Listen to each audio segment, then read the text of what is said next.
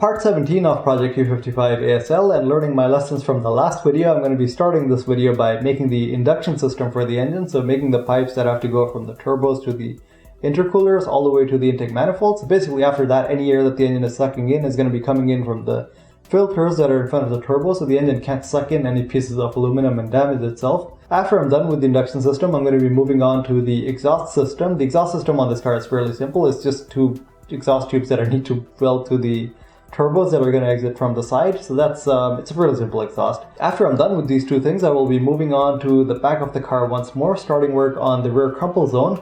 And on this rear crumple zone is going to be mounted the battery of the car and also a pneumatic pump. But yeah, let's start work by the induction system and then get to all these other things. In some other news, E55 ASL shirts are now finally out. Now this one's a bit of a pre-production version, you can say, but the ones you guys are going to get, this image is a little brighter and it's a little smaller, so it actually fits on the shirt properly, and my cat also really likes it. And on the back side of the shirt, there's these hand-sketched blueprints of the car, and yeah, there's the side view of the car, the front view, and the top view. So yeah, you guys can get these shirts in a few different graphics, like different pictures of the car on the front. So definitely go check them out. I believe you guys will see these shirts right below the video. And for now, back to the video. Starting the video off with some good news, I was able to get this engine running and everything is now fine with the engine. You might ask how I managed to fix this engine that quickly. Now luckily the repair actually turned out to be really easy. I was able to remove the piece of aluminum from that valve, like the valve on intake valve on number 6, without actually even removing the cylinder head or anything.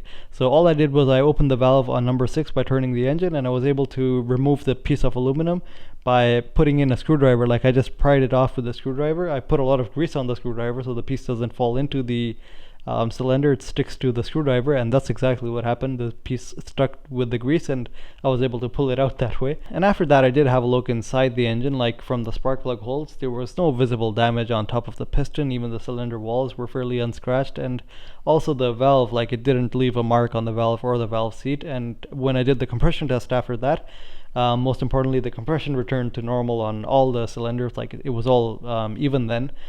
And then finally, when I put everything back together and started the engine did definitely start, and it ran for like 10 minutes. Now that's the good news. The bad news is that after 10 minutes, one of my ignition coil driver circuits that I made in the last video, one of these MOSFETs that was on it, it burnt. These things got really hot, and yeah, after 10 minutes basically one of these burnt out. So what I'm planning to do is that, well, I can put larger heat sinks on it, but I don't want to bother with that. What I'm planning to do is that I left an order for the AEM ignition coil drivers. I want to give them a try first before I do anything with this circuit, because if those ones work, that's a much simpler solution. The only reason I didn't order those before is that the shipping time on them is really long. It's going to take 2 weeks for them to come in. But while I'm waiting for those ignition coil drivers, at least I can start work on other things like the induction system and all these other things that I have to do in this video, so that by the time I get those, I can hopefully have the car on the ground on all 4 wheels ready to be test driven. So yeah, in terms of timing, I think it wouldn't waste too much time now, because I do already have everything on the electronic side tested at least. So getting to how I plan to make the induction system. Now for the induction system, there's going to be a pipe that is going to go from the turbo to this intercooler, and then it's going to flow through this intercooler, and from this pipe is then going to link back to the engine and go into the intake manifold basically. So now this part of the induction system is going to be fairly easy to make. Actually, I have this coupler over here that I just want to mount over here between the turbo and the intercooler, and that's pretty much going to be this pipe. It's going to be really easy, but the other pipe is not going to be that easy. This pipe will actually have to go from like over here into the frame from this part, and then it's going to have to turn up 90 degrees through this tiny part over here between this chassis brace and the serpentine belt without hitting the serpentine belt or any of this stuff. Go up from here, take another 90 degrees between these two things, and then go into this main collector that is going to collect the induction pipe from this side and the induction pipe from that side that is also equally as tight. And then both those pipes are going to go into the throttle body. Well, on those pipes there's also has to be a bypass valve that is gonna, well, that's a valve that makes that fluttering sound every time you close the throttle body. So yeah, that's that part of the induction system is definitely going to be pretty difficult to make. So after that, I started off by making the easy part, the part that has to go from the turbo to the intercooler. For this one I had to clock the turbo a little, but other than that it was fairly easy.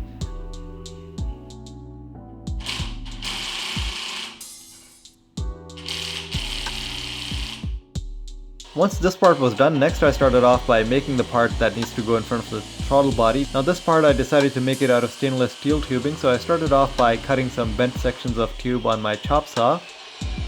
And this time I actually gave the Astro Tools pneumatic belt sander a try for deburring these edges, the sharp edges of the chop saw leaves, and yeah, this thing made the job a lot easier and also left a really clean edge. After all these bent sections were cut, it was just a matter of putting everything together and then welding it.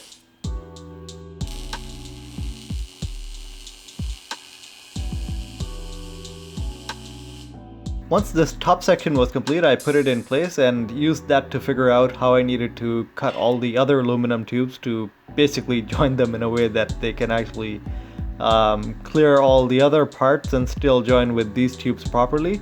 So basically, again, I was just using these bent pieces of aluminum tubes and cutting them at different points so that I could achieve the bends that I wanted. And once I had everything figured, I just welded all these bent sections together to get my final tubes.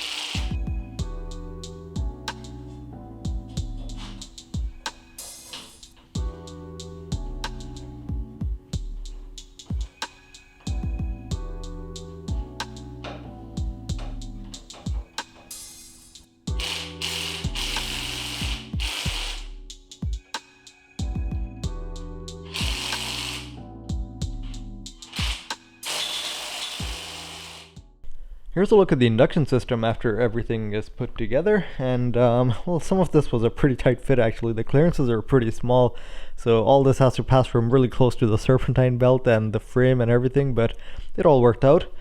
Also having a look at my welds this time, they were a little better than before, like at least better than what I did with the manifold.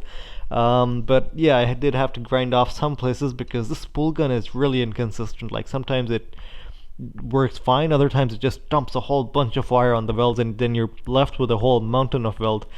So that's why I had to grind some places off. But other than that, I didn't have to use epoxy or anything to seal the welds this time at least. I did get gas tight welds like just by welding. So that's an improvement at least. For this top part, I made it out of stainless tubing rather than aluminum because the welding on this one was way more difficult than other places. That's why I was pretty sure if I used aluminum, I would have screwed up on this. Also, this is the place for the air temperature sensor. So this is the air temperature sensor. It's the same one from the E55. I've already calibrated that in the AEM Infinity. So all I have to do now is that I have to plug this wire into that one, but obviously the problem is that the wire is too short right now. I'll need to extend this wire and then bring it all the way up till here, and yeah, then my air temperature sensor should also start working. Having a look at the other side, everything is pretty much the same on this side, except for it's a little different because on this side I have the power steering pump and the oil filter housing and the oil thermostat. That's why the pipes have to go slightly further and then turn back into the intake manifold. But also on this side I have the blow-off valve. So this is a valve that actually makes that funny noise every time you lift off the throttle. I've only used one valve rather than two valves on both sides because well, one valve is gonna be good enough because when the throttle body closes, even the air from that side is gonna go through this section and then go out from there, so it's gonna work out. It's this is not something that's too critical. All you need to make sure is that the turbos, they don't get overpressured when the throttle body closes. You're just giving the air some place to go. So now that everything with the induction system is figured, next what I have to do is I have to start work on the exhaust. So for the exhaust, I already have this part in place. This is actually the old exhaust from the E55 that I was using. I've just cut that off from here and put that in for now because I needed a place to mount these O2 sensors when I was starting the car. In the last video, I'm not sure if any of you guys noticed, but I had these O2 sensors like just sticking in front of the turbos like this, but that wasn't such a good idea, and that's probably why my fuel terms were off. So after that, I just cut these parts off and mounted these O2 sensors properly, and after that the O2 sensors did work properly and give proper readings. But now all I have to do is I have to complete this exhaust basically. So for this section, I'm planning to keep this one. All I'll do is that I'll weld another part in front of this one that has to exit from the side over here because on this car the exhaust has to exit like right at this region over here for both the wastegate and the main exhaust. It has to be pretty close to the frame though because the bodywork is only about this high, so if it goes too high obviously then it's not going to be within the bodywork. So for making this pipe, I'm just going to use that J-tube. I'm just going to mark it to where I have to cut it to make that final bend, and then I'm going to just cut that bent section and using that I'm going to make this one bend and then weld it on this tube. It should be fairly easy. It's just about getting the measurements right and then cutting and welding it. So yeah, making the exhaust turned out to be really easy. All I had to do was just cut these geotubes to the appropriate size and then just weld them to the existing exhaust that I had on the car.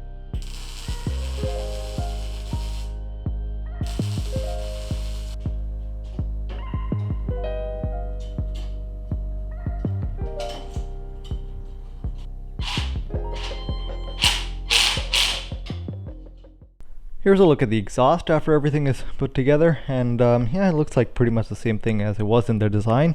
The only thing that's left is this wastegate pipe. I also have to finish this one, like add a bend over here and exit it from the side, like somewhere over here. In the design, by the way, this pipe was actually exiting at the front, but I'm not going to do that way because that's more difficult. And functionally, it's going to be the same thing exiting at the back. Yeah, so now the engine bay is pretty much complete. It's looking like a proper race car engine bay with all the pipes and hoses and wires everywhere, 5 of which you don't even know what they do, but you still leave them in there just to look cool. But no, I'm just kidding. Everything over here is definitely functional. Anyways, now that everything is done, most of everything is done with the engine bay, let's move to the back for the rear crumple zone. Now there is a bit of an issue with the crumple zone. I did not order enough, well, I did order enough tubes, but I ended up using some of these tubes in other places like the fuel cell and stuff, and I didn't realize I was short on tubing until now when I actually measured everything. And yeah, it seems like I won't be able to finish the crumple zone. I will need to order more tubes for that. But for now, what I'm thinking is that I will still start work on it. I will at least fabricate the lower part of the crumple zone so that I can mount the battery properly and stuff. And for the rest of it, then yeah, then that one I will just leave for later. Talking about the crumple zone though, I'm making this one out of steel tubes rather than aluminum tubes like I did for the front one. That's just to make my life a little easier, because with steel tubes I can just weld them straight to the chassis. I don't need to fabricate extra bolting points at the back and then bolt it to the chassis. So for the rear crumple zone, I just went with these square steel tubes, and I had to start off by cutting them to size. After that I clamped these in place, and then yeah, I just welded them in their proper location.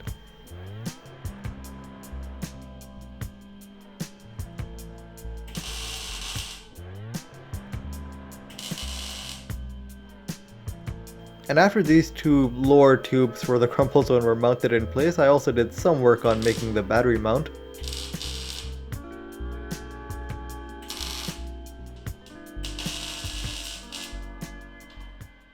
Here's a look at how far I got with the rear crumple zone, which is definitely not that far, but I've just mounted the battery in place for now. I still need this bracket that is going to go over the battery to actually secure it in place. And I've connected the negative wire over here, and the positive wire is just going to go like straight to the positive terminal, and then the car will have power.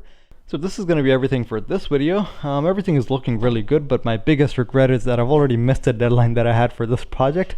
I wanted to get this car track ready by September 15th, because the last time attack of the year over here was September 15th. Well, it's tomorrow actually. It's the CSCS round 5.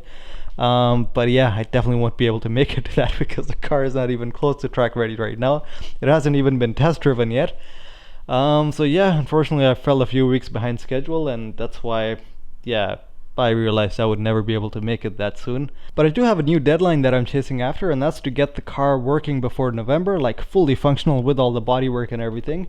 And the reason is because I want to make a winter escape. Like, it's gonna suck if I finish the car and it's winter right after and I don't even get to drive it this year. So that's why, yeah, I really want to finish this car before November. And there's a global time attack event actually that I really want to be part of. That's all the way in California. That's going to be the last global time attack event of the year. But the reason I want to take the car there is because there are some amazing tracks there. Laguna Seca, Willow Springs, all those tracks. So it's, yeah, that's definitely going to be the best way to celebrate this car, to take it to all those tracks. And the other thing I was really looking into was SEMA. I talked to the Battle of the Builders guys, but apparently what they said was I need to talk to a SEMA exhibitor, someone to lend me a booth for SEMA, and then only I can get the car there. So I don't know too much about SEMA myself, like I've never actually even been there. So if anyone knows how to get in touch with a SEMA exhibitor and how to showcase your car there, definitely let me know. I think that's going to be an amazing end goal for this project, to actually get this car done before SEMA and actually take it there. So yeah, this is going to be everything for this video. Definitely try to stay tuned for the next one, because this is really the fun part now, like getting all the systems of the car working, and then finally even heading for a test drive, which I'm not sure if it's going to happen in the next video. Depends when the parts come in and when I can get everything done. But if not the next video, it's going to be the video after that, so definitely not too far from now. But yeah, anyways, thanks a lot for watching, and see you guys in the next one.